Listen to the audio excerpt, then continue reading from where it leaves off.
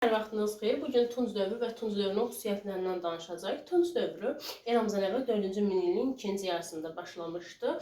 Eneolit dövrünün sonunda insanlar misin tərkibinə qalay, nikel və digər maddələr qataraq tunc əldə etdilər. Bununla da Eneolit dövrünü Tunc dövrü əvəz etdi.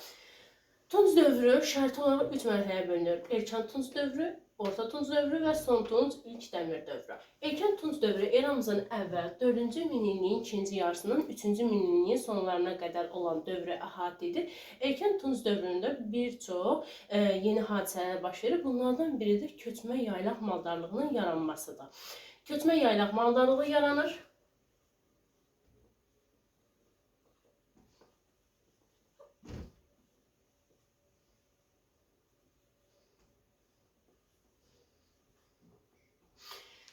Ataxaqanlıq yaranır.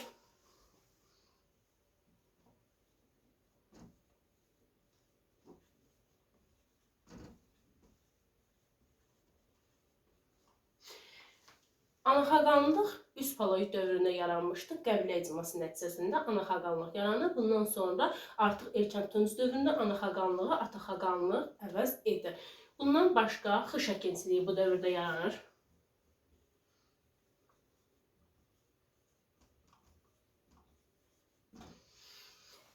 Xış əkinçiliyindən əvvəl toxa əkinçiliyi mövcud olmuşdu. Toxa əkinçiliyi Neolit dövründə yaranmışdı. Eneolit dövrü toxa əkinçiliyi dövrü adlanır. Xış əkinçiliyi isə erkən Tunc dövründə yaranır. Birinci ictimai əmək bölgüsü baş vermişdi. Birinci ictimai əmək bölgüsü nəticəsində əkinçilik ilə maldarlıq bir-birindən ayrılır. Əkinçilik və maldarlığın əsası mezolit dövründə qoyulmuşdu. Birinci ictimai əmək bölgüsü nəticəsində erkən Tunc dövründə əkinçilik və maldarlıq bir-birindən ayrılır. Bundan başqa əhalinin dini inanclarında bir çox dəyişikliklər baş verir. Belə ki, ölü yandırma və kollektiv dəfn adətləri meydana gəlir, ibadət evləri tikilir. İbadət evlərinə misal göstərə bilərik Qazaxda Baba Dərviş.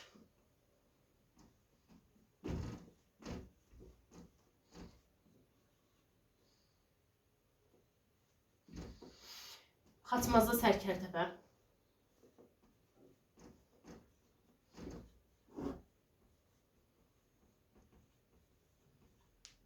Xaçmazda Sərkərtəpə, Naxçıvanda Maxda və Kültəpə. Bundan başqa qoşqa heyvanlarından istifadə bu dövrdə yaranır, süni suvarma sistemləri yaranır. Bunlar hamısı erkən Tunc dövrünün xüsusiyyətlərinə aid edilir. Sonra keçək Orta Tunc dövrünə. Orta Tunc dövrü eramızdan əvvəl 3-cü minilliyin sonlarından 3-cü minilliyin əvvəllərinə qədər davam edir. Təxminən 600 il davam etmişdi. Orta Tunc dövründə ikinci ictimai əmək bölgüsü baş verir.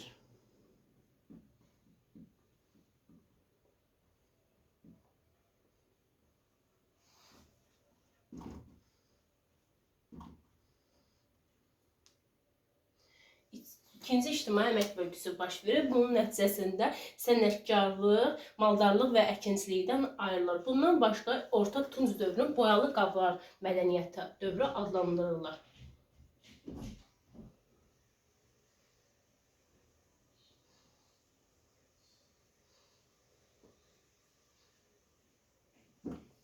Bundan başqa bu dövrdə bir çox sənət sahələri meydana gəlir. Məsələn, bostançılıq,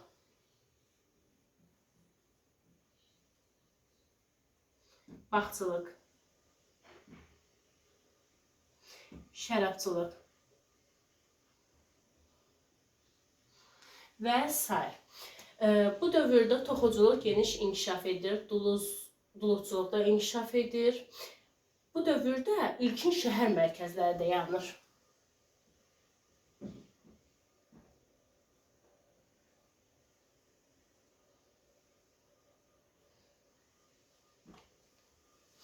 Bunlar Orta Tunc dövrünə aid olanlardır. Sonra keçək 3-cü mərhələ, Son Tunc, ilk Dəmir dövrü, Tunc dövrünün sonu və Dəmirin ilk dövrləri.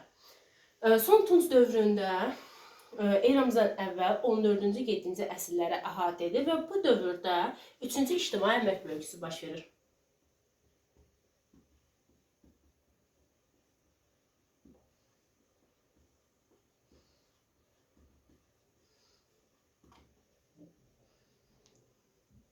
Üçüncü ictimai əmək bölgüsü baş verir. Üçüncü ictimai əmək bölgüsünün nəticəsində sənətkar tacirlər qrupu sənətkarlardan ayrılır. Bundan başqa bu dövrdə atdan qoşqu və minik vasitəsi kimi istifadə olunur.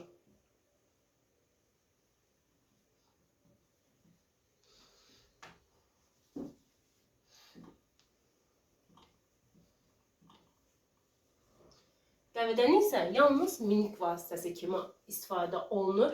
Son Tunc ilk dəmir dövründə ticarət əlaqələri xeyli genişlənir.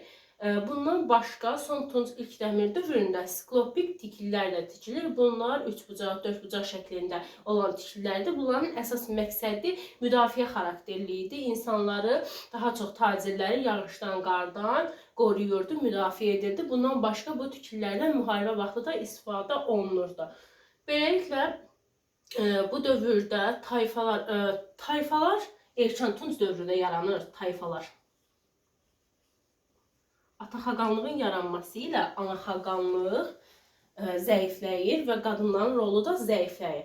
Bundan sonra qəbilə icması zəifləyir. Qəbilə icmasından sonra tayfalar yaranır. Orta Tunc dövründə isə tayfa ittifaqları yaranır. Tayfa ittifaqları yaranır. Son Tunc dövründə isə bu tayfalar artıq birləşirlər və